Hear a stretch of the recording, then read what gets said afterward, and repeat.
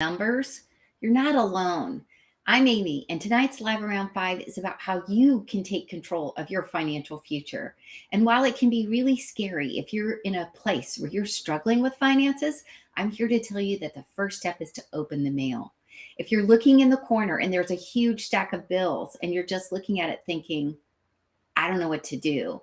You're not alone. I've been in financial dire straits and I totally understand what you're going through. It feels like the rock of Gibraltar, right? Like you'll never chip away at it, you chip away at it, but things keep pulling you back into that cycle of debt. And you don't even know, looking at your current income and your current expenses and your debt, like how you'll ever get out to the point where you just stopped opening the mail and you don't even know your numbers. So tonight, I'm going to give you some simple and easy steps that you can take to help you get control of your finances, because that's what I do. I help people take control of their finances and their health. So the first thing you need to do is to understand you're not alone. There are a ton of people, especially in America, in this situation. So I want you to stop shaming yourself, right? Maybe you are responsible for some of the spending that got you where you are.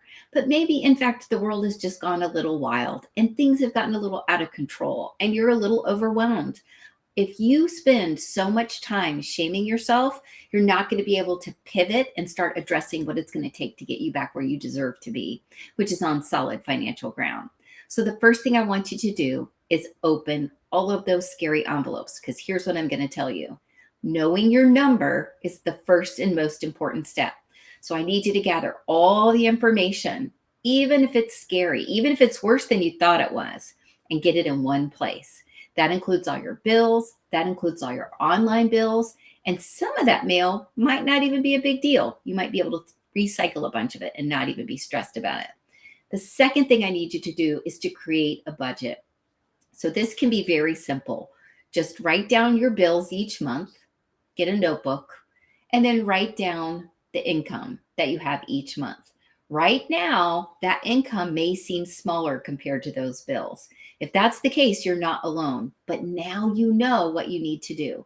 Now you know your gap, right? The gap between what you need to earn and what you do earn. And then create a budget to the best of your ability that's going to allow you to identify what you need each month.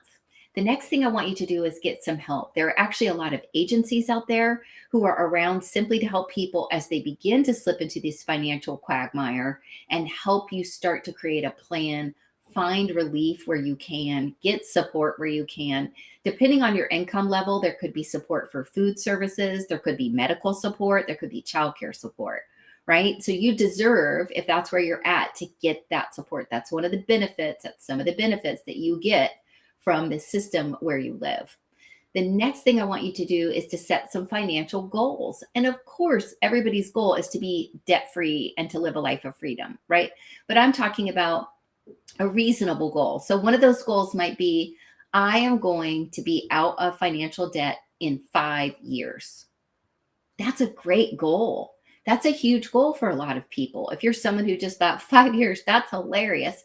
You would be amazed what can happen in 5 years. I myself am a living example of the bottom of the barrel going from, I don't even know how I'm going to get through this next month, to a couple of six-figure businesses, okay? And here's the other tip. 2 six-figure businesses don't solve all your problems, and they don't even pay all your bills, depending on your bills. So I want you to stop focusing on making more and spending less and start focusing on feelings of abundance and feelings of empowerment and knowing that you are on the right track, that you chose in the darkness and in the struggle and when you're feeling low and when it's feeling impossible to gather yourself together, to open that mail, to get your budget straight and to set some financial goals while you're seeking help to reach those goals. Because the significance of doing self-care during this process is it's going to be sustainable. I want you to think about it like a diet, right? Like a diet you might go on for your health with your food. So if your diet is a diet that you have to follow for 5 years without a single cheat day, with no special meals, with no birthday cake, without a cupcake, without popcorn, without your favorite salty chips for 5 years, I'm going to tell you right now, the likelihood is you're going to fail. Because that's crazy. Who can do that? It's too much. So, what you need to do is create a set of goals and create a budget that's going to allow you some wiggle room, just like with your diet. It's better that you say, let's say you say, I have $100 a month and I can do whatever I want with that $100. I can spend it all on Starbucks. I can spend it all on one pair of Lululemons, but that is my money, my mad money. And then the rest of my money, the rest of my resources is going to go to living my financial future the way I want to, right? So practice self care in ways that don't cost money, but realize in this effort, you're still going to have some room and some wiggle time where you actually do get to live a little joy, right? And then last but not least, you need to educate yourself. You want to stay informed. This is almost overwhelming on YouTube. There are so many amazing resources online. My husband's a financial advisor. I get it. I will tell you tons of times when he is explaining to his clients tax benefits to certain opportunities, deductions, and investments, they are completely unaware. There is an entire system out there that's designed to support certain choices that you might make that are good for you, preparing for your future, saving for your retirement, investing in a home, right? And if you're unaware of those, you might be making some financial missteps where you don't have the opportunity to leverage your resources and save money.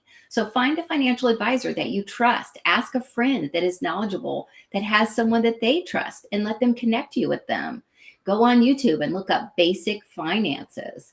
Follow Money with Katie, right? We talk a lot about following and unfollow people. On Instagram, follow Money with Katie. She is absolutely amazing. She can help you from soup to nuts, and she's all about from the easiest to the most complex economic questions and discussions, but in such a fun, accessible, and interesting way. So find whoever that person is for you. But at the end of the day, the key here for me, for you to take away, is that you are not alone.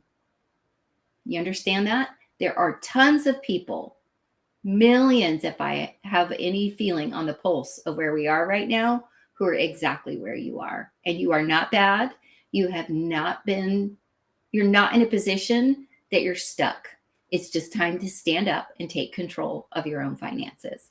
I'm Amy. I hope that was helpful. If it was helpful, go ahead and follow this and share with a friend that might need to hear it too. I can't wait to see you back here tomorrow live at 5 for a much lighter, fun Live Around 5. Take